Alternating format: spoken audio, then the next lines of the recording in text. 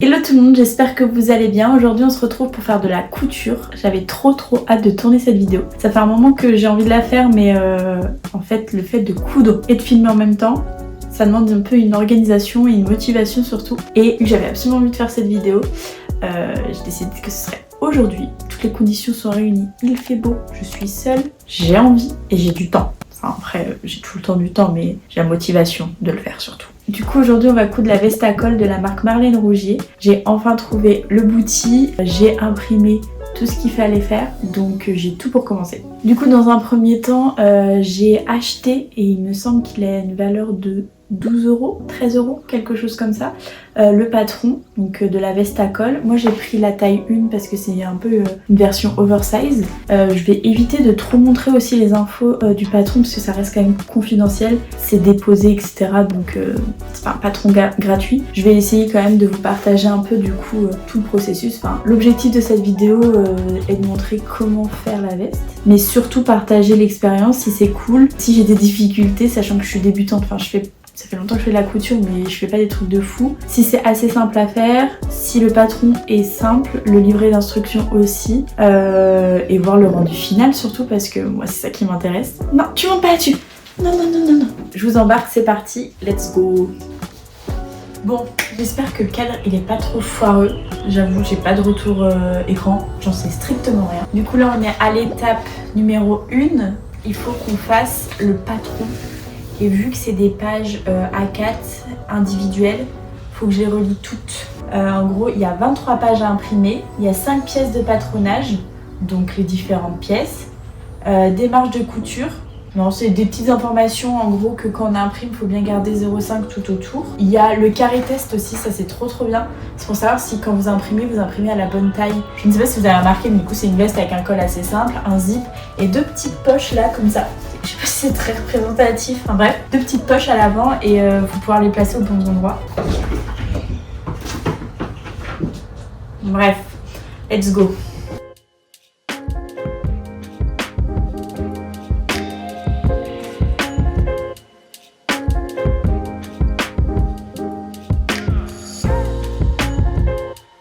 Ça y est, j'ai fini de coller tous les patrons, ça prend vraiment beaucoup de place. Je l'ai sous les yeux là, je peux pas trop vous montrer du coup, mais ça prend énormément de place. Peut-être faire comme ça. Olé. C'est tout ce que je peux vous montrer je pense parce que là c'est beaucoup trop descriptif du patron. J'ai mis bien 15-20 bonnes minutes à tout scotcher. Rien que juste scotcher les 23 pages A4. Et là j'hésite à quand même aller dehors sur ma table de dehors pour profiter du soleil et pas me tuer le dos pour la découpe.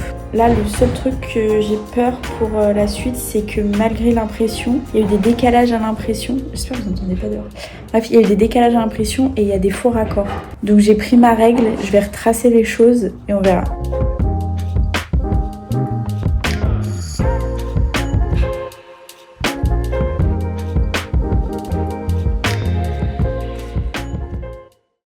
J'ai enfin fini de tout découper. Et en fait c'est moi qui avais fait une erreur, j'ai même envoyé un message à la marque du coup et elle m'a répondu. J'avais entrepris moi-même de refaire tout, donc il faut bien faire chevaucher en gros les traits noirs sur les traits noirs et moi j'avais fait chevaucher les feuilles. Enfin j'avais pas fait chevaucher, j'avais collé les feuilles. Ah, donc bref, j'ai mis 2 heures à faire un patron. L'assistant en couture. Oui. Du coup, là j'arrête pour aujourd'hui et je vous prendrai dimanche. Et dimanche je vous montrerai le tissu et la suite de la couture, etc. Hein? D'accord toi? Bon, on est le lendemain, j'ai pas pu finir hier. Donc là, je vais pouvoir découper mon tissu. Et ensuite, on passera à la machine à coudre qui est du coup dans la chambre, juste ici, enfin derrière vous. J'ai tout ça de tissu. Je pense que je peux vous montrer le tissu que je vais utiliser pour la veste. Donc c'est un bouti, donc c'est ce qui est recommandé par la marque pour faire la veste. Donc c'est un bouti qui est beige, enfin écru, avec un motif vert. Et il est matelassé. Donc là, c'est les têtes d'oreiller. Et j'ai... Mais je pense que ça rentrera jamais dans le cadre. J'ai l'immense boutique comme ça. En fait, j'ai fait pas mal de recherches à la base sur Vinted. J'avais marqué boutique, couverture fleurie, etc., matelassée. Et j'en ai trouvé mais à 40 € et en vrai, je voyais pas l'intérêt quand on voit le prix des vestes déjà toutes faites. Et du coup, j'ai fait le tour des Emmaüs. À Rennes, j'avais pas trouvé. J'étais en Mayenne à côté de chez mes parents, j'ai pas trouvé. Et en revenant à Rennes, plus particulièrement à BD, il y en avait une qui m'attendait dans une petite pochette en plastique et j'ai payé ça seulement 10 €. Franchement, c'est trop bien. Et à l'intérieur, ce sera rayé. Et du coup, pour aller avec ça, j'ai trouvé un petit biais. C'est pas exactement la même couleur, mais je trouve que ça va bien ensemble. C'est celle qui s'en rapproche le plus. Et j'avais besoin aussi d'une fermeture éclair pour faire le zip. J'ai pas trouvé malheureusement de l'écru, mais j'espère que je vais réussir à faire un peu une couture invisible, que ça se voit pas trop. Et ça, j'ai trouvé ça dans une petite boutique à Rennes. Je vous mettrai l'adresse, que j'ai pas du tout le nom. Et en vrai, j'en ai pas eu pour beaucoup plus cher que d'autres boutiques. Donc je crois que pour la fermeture plus ça, j'en ai eu pour 9 €. Et il me semble que ça va, c'est pas trop cher. Enfin, surtout que je suis arrivée, j'ai été super bien accueillie, hyper bien conseillée, enfin aucun problème.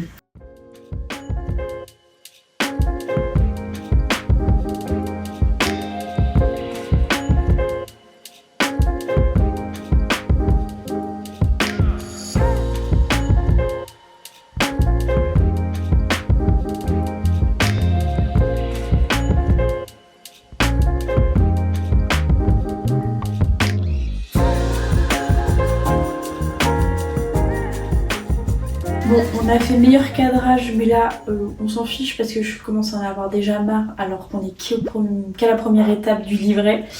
Je viens enfin de finir de découper absolument toutes mes pièces. J'ai mis 1 heure à couper mes pièces. En gros, j'ai fait pas mal d'erreurs. C'est-à-dire que je commence par l'arrière. Donc un peu pièce maîtresse, faut que ça soit joli et tout. Je sélectionne, je vérifie qu'il n'y a pas de tâches. Je fais ça bien, je découpe, je centre, je crante. Parfait.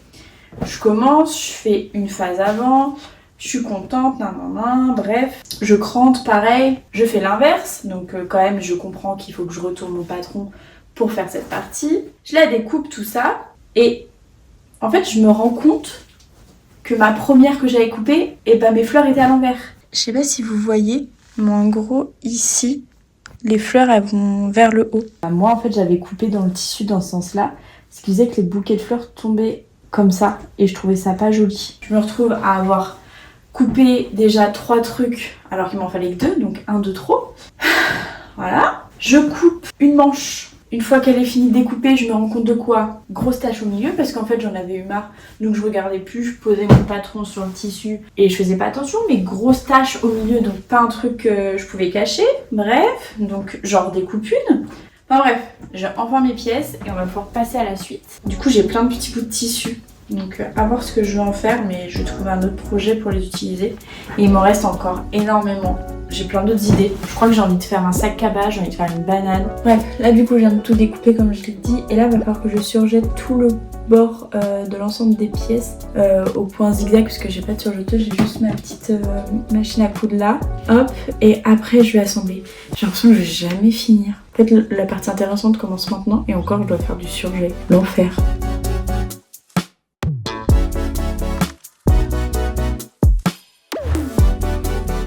Je viens enfin de finir de tout surjeter, donc ça rend un peu comme ça. Et là je vais faire le petit nettoyage et recranter aux endroits nécessaires. En surjetant, je réagissais, je me suis dit tiens, j'ai pas dit c'était quoi ma machine. Et en vrai j'en sais rien. C'est une Singer et c'est une toute débutante. Enfin c'est les premiers modèles à pas trop cher que j'ai eu il y a plus de 5 ans. Je sais pas quel âge j'avais. Et du coup pour surjeter là, j'ai mis le point zigzag au milieu niveau taille. Et l'espacement je l'ai mis à 1. J'ai pas non plus serré à fond parce que je me suis dit que ça servait à rien en fait. Je voyais pas trop l'intérêt. Et je pense que ça va bien fonctionner comme ça. Pour l'instant ça se passe bien. Enfin en vrai, si je suis pas aussi étourdie en faisant mes petites erreurs bêtes, là par exemple à la découpe du patron, j'aurais pas fait ces erreurs là, je pense que j'aurais été 2 fois plus rapide et ça m'aurait pas saoulée. Parce que là j'avoue en vrai ça m'a un peu saoulée quoi. Il faut que j'achète une nouvelle paire de ciseaux. Cette paire de ciseaux c'est celle que ma grand-mère avait. J'en ai 2. Tu sens qu'elle a de l'âge quoi la paire. Et l'autre elle coupe plus du tout. J'ai hâte de voir la suite, de me dire est-ce que c'est assez simple ou pas. Parce qu'en fait je me trouve assez débutante quand même dans le milieu. Enfin je connais un peu mais Je pense qu'il y en a qui vont regarder et vont me dire mais elle est vraiment trop débile face à ces trucs là, c'est des erreurs tellement cons. Oui, mais si je les fais, quelqu'un d'autre peut les faire, c'est ce que je me dis. Donc autant dire ce que je fais de mal. Le but c'est vraiment de faire un retour sur ce que j'ai pensé de ça et voir si la veste avec le patron taille réellement bien. Faire un petit peu un suivi de couture quoi. Un petit vlog couture. Et là on va passer à l'assemblage une fois qu'on a bien préparé nos tissus etc. Donc là je dois épingler endroit contre endroit par logique. Ça c'est le bon côté. Déjà je me félicite parce que là c'est la même longueur exactement. Parce que la plupart du temps quand je fais des trucs avec des patrons ou des mesures et tout, il n'y a jamais rien qui va et il y a toujours de l'excédent. Je suis fière de moi. Si ça fonctionne je serais trop heureuse. Parce qu'en vrai, je vous ai pas parlé trop de mon historique en couture. Mais en gros, je couds depuis... je sais même pas depuis quand je couds, mais depuis toute petite. Mais j'ai toujours fait des petits coussins, des petits trucs.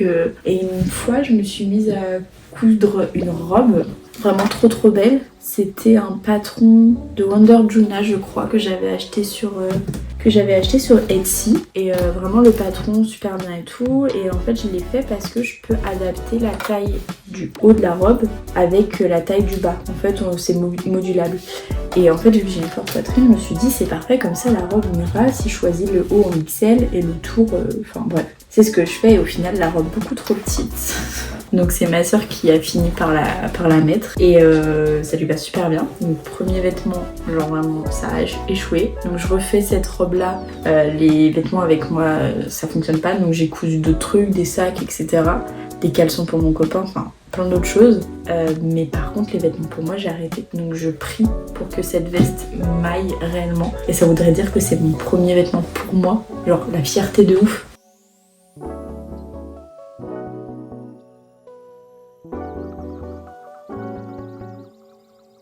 Nickel, tout a l'air bien. On est pile poil je crois niveau de longueur et de dos. Je vais voir dans le mur parce que je vois que dalle. Je crois qu'on dirait un truc là. J'adore, je suis fan. Je viens de faire les manches. C'est vraiment un manteau hyper oversize. Hein. Mais déjà, on a un truc. Je suis trop contente. Une gamme. Voilà. Là les manches elles sont trop grandes, je pense que je pourrais faire un revers après je pense. Oh, ça fait trop beau avec les rayures et tout. Faut que j'aille voir ça. Je suis trop fan. Oh là là, ça va trop être beau. On est le 3e jour. Aujourd'hui, on va finir la veste, je l'espère, parce qu'à 3 jours de couture, ça fait beaucoup. Bien que ce soit pas des journées entières, là, ma patience a ses limites, j'ai trop hâte de pouvoir la porter. Il nous reste encore pas mal de choses à faire dessus. Hier, j'ai pu faire tout le col. C'est pas parfait du tout. Mais en vrai, pour une première, je m'en sors pas mal. Donc ça a été fait hier jusqu'à 23h et après j'ai arrêté parce que j'en avais marre et je pense que je vous ai pas filmé grand chose. Bref, c'est parti. C'est parti. Du coup là je vais poser le biais et je me suis dit que c'était bien de filmer en même temps parce que je pense que je vais galérer, ça va être marrant. Si, je pense que je vais pas avoir assez de biais. Je vais faire un tuto en tant qu'à faire. Pose de biais, on replie sur 1 cm. On déplie le haut et le haut en fait il va venir à l'intérieur du projet se coller à la façade brute que vous voulez cacher en fait. On vient tout simplement mettre des petites pinces. Aussi simple que ça. Hein. Ça y est, j'ai fini de mettre les pinces, donc ça ressemble à peu près à ça. Donc là on a le bord brut avec le bord du biais. Et là l'objectif ça va être de venir coudre tout le long là. Pour que quand on va replier, et ça se tienne en place de ce côté là. C'est aussi simple que ça. Et du coup là, refermer par dessus pour faire un petit boudin et repiquer par dessus. Et en fait c'est là que c'est le plus compliqué parce que j'ai pas de tissu et que en fait le biais il a un poil petit et qu'après il faut coudre droit et que ça se voit pas trop et voilà quoi. Il me faut tout ça pour faire une poche et il me reste plus que ça au bout. Donc soit l'erreur vient de la mercerie et j'ai pas eu mes 2 mètres et quelques, ou soit en fait c'est une erreur sur le patron parce qu'en fait là je vois pas, je suis un peu deg parce que ça veut dire que je vais pas pouvoir finir aujourd'hui. Et ça voudrait dire un jour 4 parce qu'on est dimanche et que les merceries sont pas ouvertes. Il va falloir attendre demain et ça se trouve demain la mercerie où j'ai acheté ce truc elle est pas là pour en plus acheter qu'un petit bout parce que je suis même pas sûre qu'elle accepterait que je prenne qu'un petit bout, enfin pour prendre 1 mètre. On va avancer comme on peut et on verra cette étape après. J'ai fini de faire la finition avec le biais sur le col. Mais le seul truc, c'est que le seul endroit où il fallait que ça soit archi clean, c'est les endroits où je me suis foirée. C'est-à-dire que c'est les endroits ici, bon ça c'est autre chose, c'est normal. C'est les endroits ici, j'ai foiré là, j'ai cousu à côté et j'ai la flemme de le défaire, franchement. Et ici en fait c'était tellement épais que ça fait une couture pas très droite quoi. Et là en fait ça ressort un peu. Donc je vais essayer de voir pour couper et cacher ou faire un petit point à la main, je sais pas. Je verrai ça à la toute fin. À la toute fin. Mais en gros, ça donne quelque chose de comme ça. Je suis trop contente. On est... Je sais même pas quelle journée. On est mercredi. J'ai commencé à filmer la vidéo. Vendredi pas de là. Mais il y a encore une semaine. Donc, la vidéo a commencé il y a une semaine et demie. Et je ne l'ai toujours pas finie. Je vous ai complètement oublié. J'ai dû arrêter la vidéo parce que j'avais plus assez de billets. Donc j'ai acheté 1 mètre parce que ça se vend en mètre par mètre. C'était que 80 centimes donc ça va. C'est pas exactement la même couleur alors que j'ai été la même personne mais j'ai pas pris d'échantillon avec moi. Donc c'est peut-être ça l'erreur. Mais franchement c'est pas flagrant. Et là du coup j'ai de quoi faire le contour. Je suis trop contente. Donc aujourd'hui c'est ce qu'on va faire. Et je vous montrerai le résultat final. Parce que c'est un peu le but en fait de la vidéo quand même. Je sais pas si vous voyez là. Mais la météo, le ciel il est gris. Il fait nuit. Enfin c'est cata quoi. Il manquerait plus qu'il pleuve. Je crois qu'il s'est mis à pleuvoir. Non mais il pleut, du coup je suis désolée, mais la qualité elle va être pourrie. Et les lumières aussi. J'espère que ça va pas trop jouer sur les images. Enfin bref.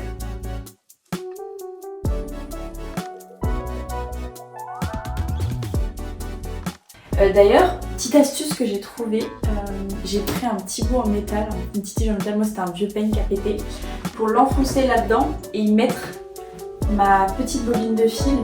Parce que en fait j'avais ici dans la machine un petit pic en plastique mais il a pété et je pouvais pas mettre les grandes bobines. Donc là je peux mettre les grandes bobines et ça tient trop bien. Et le fil il est pile dans la bonne position quoi. Enfin voilà, c'était juste pour une... Je vais vous montrer du coup ma machine en petit détail. C'est la Singer, je vous mettrai la ref sur l'écran parce que je ne l'ai pas. C'est la toute première que j'ai eue et je crois qu'elle valait 100 € à l'époque quand je l'ai eue. Genre j'ai dû l'avoir quand j'étais au collège mais à part faire des petits cotons démaquillants je faisais pas grand chose d'autre.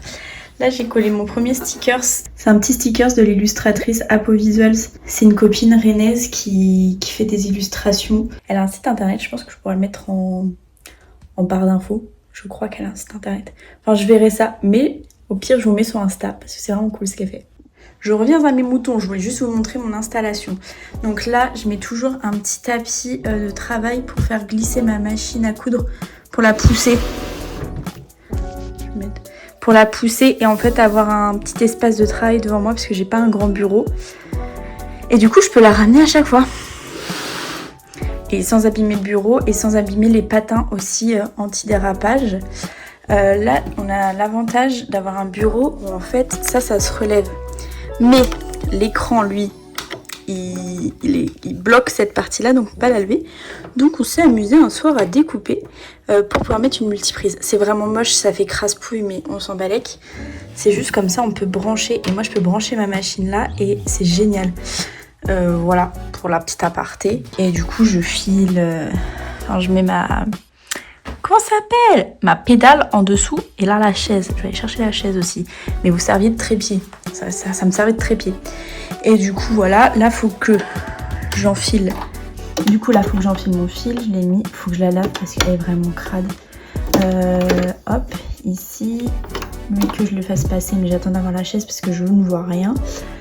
Et là vu que j'ai que la poche à mettre, j'ai juste pris ma petite boîte. Bon, il y a des petits trucs de bordel mais... c'est la petite boîte à abrutis où j'ai mes épingles. Enfin, là j'ai ma boîte d'épingles, j'ai mes différents types d'aiguilles, des crayons qui partent à la chaleur, des petites craies. Je crois que je vous en ai parlé 15 fois de ces petites pinces là, mais elles sont géniales. Mes coupe-fils, mon mètre, enfin tous les petits trucs qu'on perd facilement, je les mets là-dedans. Ça, c'est le bloc qui va ici. Enfin dans l'autre sens, oh là, elle est dans un sale état. Et dedans, bon là il y a des gros trucs mais la plupart du temps en fait je viens mettre juste mes petites bobines, pas que je les perde et comme ça s'il y a à s'en mêler, elles s'en mêlent entre elles quoi. Je demandais du coup, est-ce que les ciseaux manuels c'est mieux, genre une bonne paire, ou les ciseaux électriques? J'ai vu pas mal de personnes utiliser ça. Même celles qui ont les rouleaux, comme les rouleaux à pizza là, pour découper le tissu. Et j'aimerais savoir c'est quoi le mieux, si jamais vous avez un avis. J'ai pété 2 aiguilles, voilà. C'est en mettant le biais à l'intérieur du col. C'était trop épais, il y avait double ourlet et tout, et j'ai pété les fils. Et là en gros j'ai eu la flemme. Je disais, j'ai pas pensé à racheter des aiguilles. Parce que là j'ai une aiguille qui est pour tissu fin. Et le tissu n'est pas fin. Donc je sens que c'est pas dingue. Enfin du moins, c'est pas la meilleure couture quoi. C'est galère à enfiler je trouve. Évidemment, je l'ai mal enfilé. Je vous dis, c'est un jour sans là. Et je vais faire que râler. Vous allez découvrir ma vraie personnalité en même pas 5 minutes de vidéo. Après, je tiens à préciser quand même que la veste, je l'ai faite assez facilement. Je suis trop de bonne humeur, mais c'est un bonne humeur qui, je le sens, n'est pas positif. Je le vois que c'est pas la même couleur. J'espère que ça va pas trop se voir vu que c'est une poche qui est à l'avant. On va bien voir. J'ai plein de questions à poser. Est-ce que vous aimez les gens qui ont un petit micro? Je me posais la question. Parce que mon copain qui fait de la vidéo a des petits micros. Et je me suis dit pourquoi pas. Là ce serait sympa d'avoir un petit micro pour vous parler. Non? Je sais pas. Enfin moi en tout cas j'aime bien. Mais je sais que parfois les gens ça les insupporte. Et j'aimerais pas vous insupporter, ce n'est pas le but. Et je dis vous, j'ai 8 abonnés. Il faut un début à tout hein, mais quand même. Je crois que je suis en train de faire de la merde. Je crois pas que c'est comme ça. Que ça soit comme ça. Est-ce qu'une fois cousu là... Bah non Candice. Alors je sais faire, mais pas trop quand même. Faut pas abuser. Je crois que j'ai aussi. Vu que mon mec il sait faire la vidéo, je lui ai réclamé de me faire des petits plans pour mettre en avant la veste une fois terminée. Et j'espère qu'on va le faire parce que ce serait cool quand même pour vous d'avoir des plans plus stylés que celui-ci. Mais en même temps, j'ai la météo qui est pas avec moi. J'ai pas de light comme les grosses youtubeuses. J'ai un iPhone pour filmer et j'ai envie de le faire maintenant. Et il fait pas beau. Je vais pas attendre qu'il fasse 40 degrés, gros soleil dehors pour vous filmer une vidéo quand même. Parce que sinon je vais pas être très productive. Déjà que ça fait plus d'un mois que j'ai sorti la vidéo. Je l'ai sortie le 28 avril je crois. Nous sommes en juin. Donc bon. Et je suis au chômage pour rappel. Donc bon normalement je suis censée pouvoir filmer des vidéos tout le temps et les monter. Je vous ai dit ça allait être aléatoire hein, cette fin de vidéo. Je sature un peu j'avoue, pour être honnête. Du coup là, je suis trop contente de faire ce vêtement en projet couture. Je vous ai dit je passerai du coq à l'âne. J'avais envie de parler aussi de projet couture autre. Parce que ça c'était un peu mon projet couture quand j'ai dit dans la dernière vidéo. C'était un peu mon projet couture de l'année. Mais MDR ça m'a mis bon. Ok j'ai mis 2 semaines et demie. Alors qu'en 4 jours, même moins, si j'avais pas fait des bêtises, j'aurais pu la finir. Il me fallait d'autres projets couture. Et du coup j'ai trouvé plein de trucs sur Pinterest. J'essaierai de voir si j'arrive à vous incruster les idées. Sur l'image. Mais en gros c'est des petits tops pour cet été et j'ai trouvé, parce qu'il y avait des petites robes que je trouvais canon, et j'ai trouvé une fille sur TikTok qui a créé un patron pour faire 12 vêtements. C'est-à-dire que le patron se transforme en haut en robe avec des manches différentes, avec ou sans manches, enfin bref, le truc c'est du génie de ouf. Pour seulement 12 € ou 13 euros. Alors je compte faire la même chose que là et vous faire un autre crash test je pense de patron et vous dire ce que j'en pense parce que en vérité c'est exactement ce que j'ai dans mes moods Pinterest. Il y a juste moi qu'il faut que j'arrange et tout et que je choisisse le bon tissu, mais ça concorde parfaitement et c'est vraiment pas cher je trouve pour faire 12 vêtements. En gros ça revient à 1 € le patron d'un vêtement. Comment dire que c'est rien. Et puis en plus on soutient aussi quelqu'un qui a bossé dessus et qui est un jeune créateur, et vaut mieux ça que soutenir des grosses marques un peu merdiques, j'ai envie de dire. Donc bon,